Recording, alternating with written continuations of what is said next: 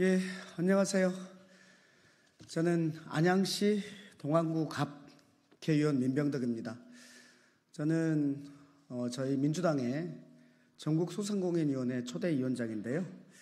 이번에 Q10 팀원 위메프 사건과 관련해서 피해 사례를 받았더니 하루에 500건 정도가 접수됐었습니다. 네, 우리가 오늘 또 다른 제보들을 받았는데요. 그 제보와 관련된 것들을 말씀드리려고 합니다. 어제 JTBC에 조금 나왔던 부분인데, 이 사건에서 핵심은 판매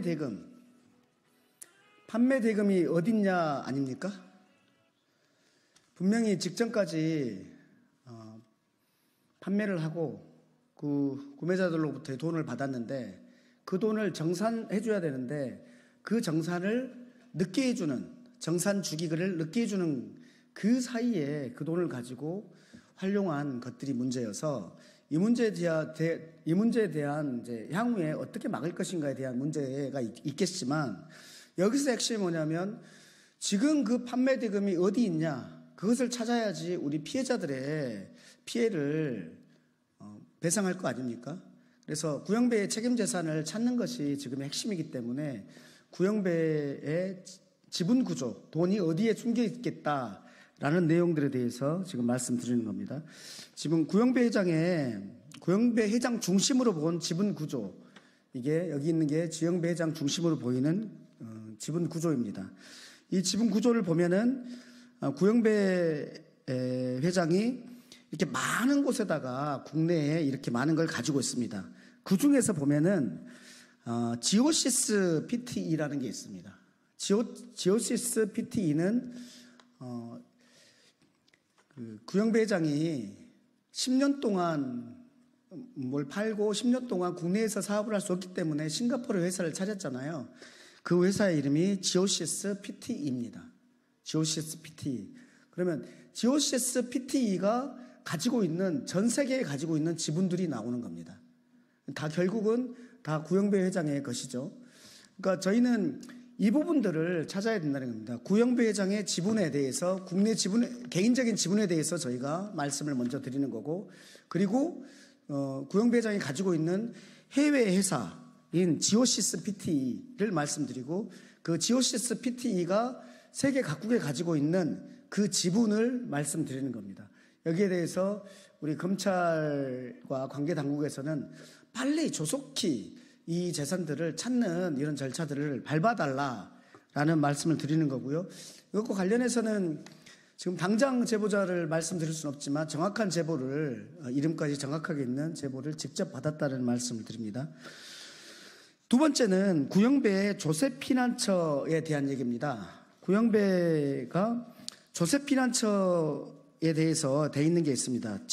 지오시스 홀딩스라고요. 있나요?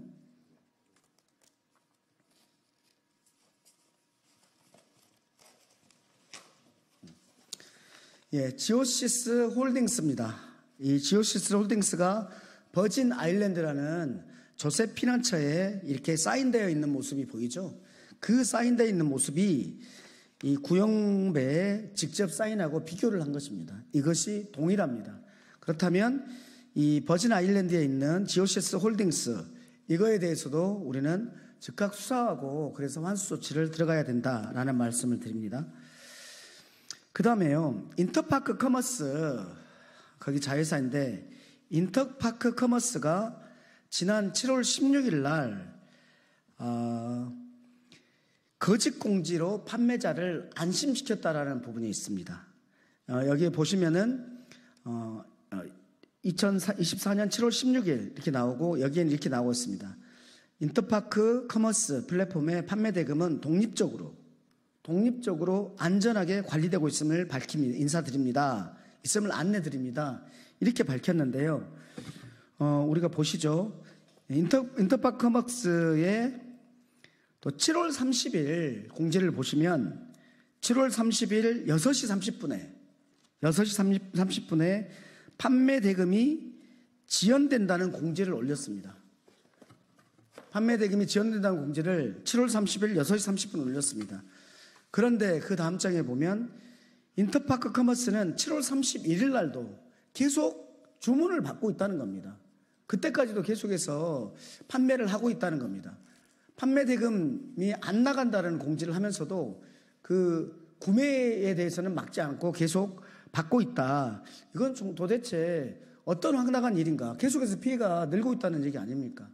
이 부분도 지금 하고 있지 않다라는 말씀을 드리고요. 그 다음에 지금 금감원에서 하고 있는 조치와 관련해서 이 민원창구 웹을 두고 있습니다.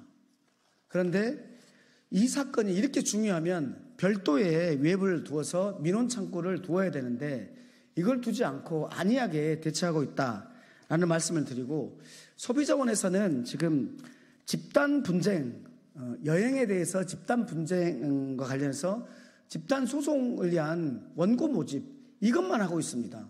소비자원에서 지금 하고 있는 것이 너무 안이하다라는 말씀을 드리고, 그리고 저희가 피해자들의 피해 사례들을 보다 보니까 우리 대책 중에서 비어있는 곳들이 많이 있습니다.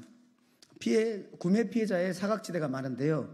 첫째는 신용카드 중에서 할부 계약과 같은 경우에는 어떻게 되는 거냐. 신용카드 일시불은 처리해 준다고 했는데, 그러면 할부 계약도 일시불하고 동일하게 이것을 처리해 주어야 된다라는 주장이 있는 거고요. 두 번째는 계좌 이체 방식으로 이체한 이것에 대해서 지금 구제가 안 되고 있다. 계좌 이체 방식으로 결제한 것에 대해서 구제가 되지 않고 있다라는 말씀이고요. 세 번째, 휴대폰 결제로 한 사람들도 있습니다. 이동사 통신요금에 포함해서 이게 나오는데 이 부분에 대해서도 지금 구매 피해자가 사각지대이다라는 말씀을 드리고, 그리고 제가 현안 질의 때 제기했던 부분이 있는데요. 티몬 캐시와 관련해서 10%를 할인해서 받았습니다. 현금 18,000원을 주면은 10%인 2만 원을 티몬 캐시를 주고 현금을 확보한 거죠. 그리고 이제 이 티몬 캐시를 가지고 있는 사람들인데 이 티몬 캐시 사용할 수 없는 거 아닙니까? 이거에 대해서 환불 신청이 지금 안 되고 있기 때문에 여기에 대해서도 구제를 해야 된다라는 말씀을 드립니다. 그리고 마지막으로 한 말씀 더 드리겠습니다. 지금 금감원에서 TMF 경영 개선 계획 이행 실적 보고서를 금감원이 매달 받기로 돼 있습니다. 분기별로 받기로 돼 있습니다. 22년 6월 17일에 그 이후부터 분기별로 금감원이 이걸 받기로 돼 있는데 이 자료를 국회에 제출을 해야 한다고 촉구를 합니다. 또 하나 추가드리면 TMF가 금감원에다가 매 분기마다 이행실적 보고서를 내면 금감원에서 이것에 따른 내부 보고 자료를 만듭니다. 이것을 가지고 계속 보고를 했을 거거든요. 금감원이 TMF의 이행실적 보고서를 분석하고 내부에 보고한 내부 보고 자료, 이 보고 자료까지 국회에 제출할 것을 촉구한다는 말씀을 드립니다. 뭐죠? 그리고 또 하나는 저희가 현안 질의할 때 티몬 대표가 이렇게 얘기했습니다. 본인들은 재무그룹이었기 때문에 모른다. 돈이 어디가 있는지 이런 부분들은 재무그룹이 안다라고 말하고 재무그룹이 어디인지는 모른다. 저희가 보기에는 정말 당황스러운, 자기가 장사해서 번 돈이 어디에 들어가 있고 또 예를 들면 1,000만 원이 통장에 있다고 해서 그게 다 자기의 것이 아니고 900만 원은 판매 대금으로 되돌려 줘야 될 것이고 수수료 100만 원 정도가 자신의 매출인데 그 1,000만 원을 보관해 놓은 그 재무그룹을 모른다고 얘기해서 너무나 황당했는데 그게 모두 다 서울에 있습니다. 어디에 있다라는 것을 다 확인을 했습니다. 그것과 관련해서 검찰에서는 검찰에 당연히 그걸 제출할 용의가 있는 건데 검찰에서는 바로 재무그룹에 대해서 조치를 해야 된다. 모르쇠가 아니고 저희가 제보받은 바에 따르면 재무그룹이 어디이다라는 것이 다 제보를 받았기 때문에 검찰에서 이 내용에 대해서도 바로 즉각 수사에 돌입할 것을 요청드립니다. 다 했나요? 예, 이상입니다. 저희가 너무 급하게 하다가 보니까 두서없이 쏘지 못했는데요. 말씀을 드립니다. 예, 감사합니다.